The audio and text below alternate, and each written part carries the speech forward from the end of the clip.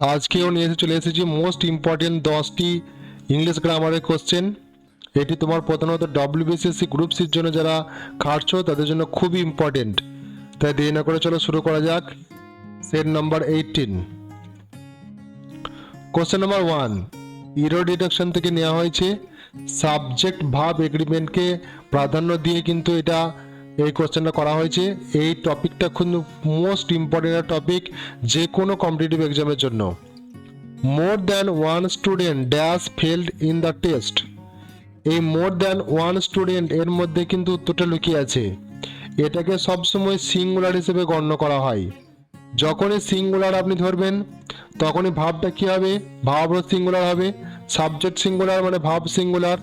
তাহলে ভাব যখনই সিঙ্গুলার হবে তখন কোন উত্তরটা হবে না, অপশন বি হবে সঠিক উত্তর, হ্যাজ। বাকি সবই কিন্তু plural verb. Question number 2, tense থেকে নেওয়া হয়েছে। By this time tomorrow C dash the work.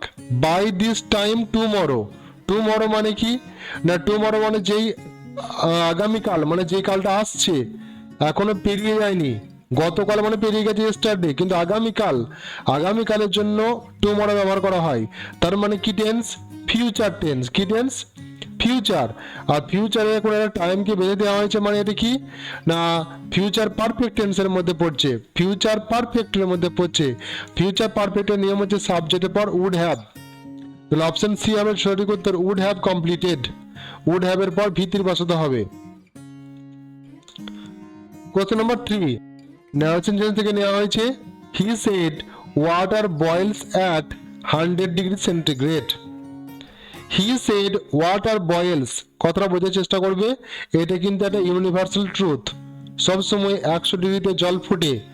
এরকম যখন ন্যারেশন চেঞ্জ করা হয় তখন কিন্তু এর টেন্সেরটা, এই যে টেন্সটা অর্থাৎ রিপোর্টেড স্পিচের যে টেন্স, যে ভাবটা থাকে, সেই টেন্সের কিন্তু কোনো পরিবর্তন হয় না।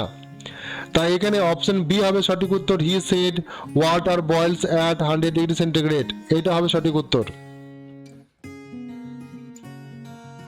Question number 4, one word substitution বা এক কথায় প্রকাশ থেকে নেওয়া হয়েছে। ওয়ান হু নোজ এভরিথিং, যে সব কিছু জানে তাকে কি বলা হয়, ওমনিসিয়েন্ট। ওমনিসিয়েন্ট।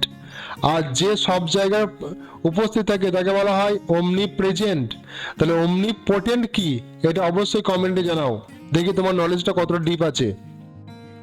কোশ্চেন নাম্বার 5, ট্রান্সফরমেশন থেকে নেওয়া হয়েছে। Active to passive. ট্রান্সফরমেশন কত অর্থই হলো যে বাক্যের পরিবর্তন হবে কিন্তু মিনিং এর পরিবর্তন হবে না। দে ইলেক্টেড হিম প্রেসিডেন্ট। এই যে দে, এটা সাবজেক্ট, ইলেক্টেড হিম ভার্ব, ইলেক্টেডটা হচ্ছে ভার্ব আর হিমটা হলো অবজেক্ট।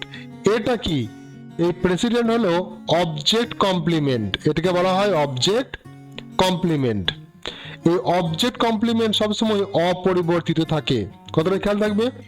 তাহলে উন্নতটা হবে ইলেক্টেড হিম, ভিটো করা আছে, তার মানে পাস্ট পারফেক্ট, সরি সিম্পল পাস্টের, সিম্পল পাস্টের হচ্ছে অপশন এ হবে সঠিক উত্তর, he was elected president. Question number 6, degree sense থেকে নেওয়া হয়েছে। This is the most perfect solution. এর মধ্যে কি ভুল আছে, এটা কারেক্ট না ইনকারেক্ট, নিডস আর্টিকেল না পার্সিয়ালি কারেক্ট, না এটা ইনকারেক্ট। অপশন বি হবে সঠিক উত্তর। কেন ইনকারেক্ট, পারফেক্ট হচ্ছে অলরেডি অ্যাবসলিউট একটা কথা, অ্যাবসলিউট কথা। তাহলে যেহেতু এটা অ্যাবসলিউট একটা কথা, সেহেতু মোস্ট কখনোই বুঝতে পারে না। তাহলে হয়তো this is the perfect solution, এই মোস্ট কথাটাকে বসানোর জন্য এটা ইনকারেক্ট হয়ে গেছে। কোশ্চেন নাম্বার 7, কন্ডিশনাল টাইপ 3 থেকে নেওয়া হয়েছে।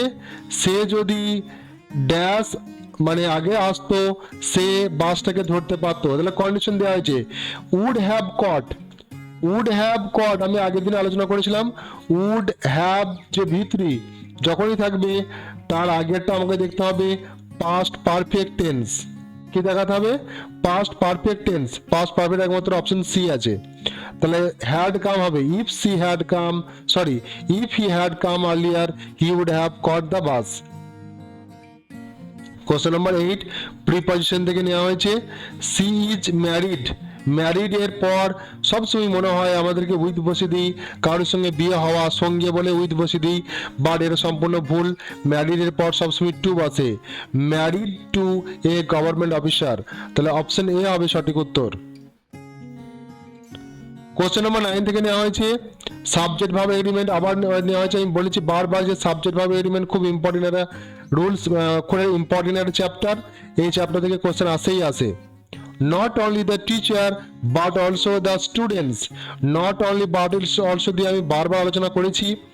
এই নট অনলি বাট অলসোর পর এটা একটা একটা সাবজেক্ট 1 আছে আর সাবজেক্ট 2 আছে। সবসময় সাবজেক্ট 2 কে ধরে ভার্ব বসাতে হয়, সাবজেক্ট 2 কে ধরে।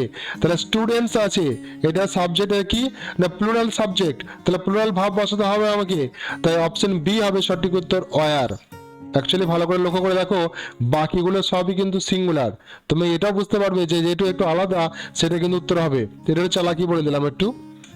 কোশ্চেন নাম্বার 10 আর্টিকেল থেকে নেওয়া হয়েছে বা adjective use of article. Dash rich help the poor, a rich, an rich, the rich না নো আর্টিকেল। অ্যাকচুয়ালি রিচ বলতে সমগ্র, রিচ মানে এখানে সমগ্র ধনী ব্যক্তির জাতিকে বোঝানো হচ্ছে, তাই তার আগে অবশ্যই আমাকে দি বসাতে হবে। ইনডিফিনাইট আর্টিকেল বসবে না, এটা ডিফিনাইট আর্টিকেল বসবে, তাই অপশন সি হবে সঠিক উত্তর। চলো এই 10টি আলোচনা থেকে আমরা কি বুঝতে পারলাম যে গ্রামার থেকে প্রধানত 7 থেকে 10 নম্বর কিন্তু ডব্লিউবিসিএসসি যে পরীক্ষাটা যে পরীক্ষা থেকে আসবে, তার মধ্যে এরর ডিটেকশন খুব একটা ইম্পর্টেন্ট জিনিস, সাবজেক্ট ভার্ব এগ্রিমেন্ট আরও important, tense important, preposition important, আর হচ্ছে মানে ভয়েস চেঞ্জ ইম্পর্টেন্ট। এই টপিকগুলো কিন্তু বারবার দেখতে হবে। আজকে যে 10টি কোশ্চেন নিয়ে আলোচনা করলাম, তাহলে বলো তোমার কত স্কোর হলো, স্কোর তুমি কত করলে সেটা নিশ্চয়ই কমেন্টে জানাবে আর বন্ধুদের সঙ্গে শেয়ার করে দিবে। Thank you so much for watching.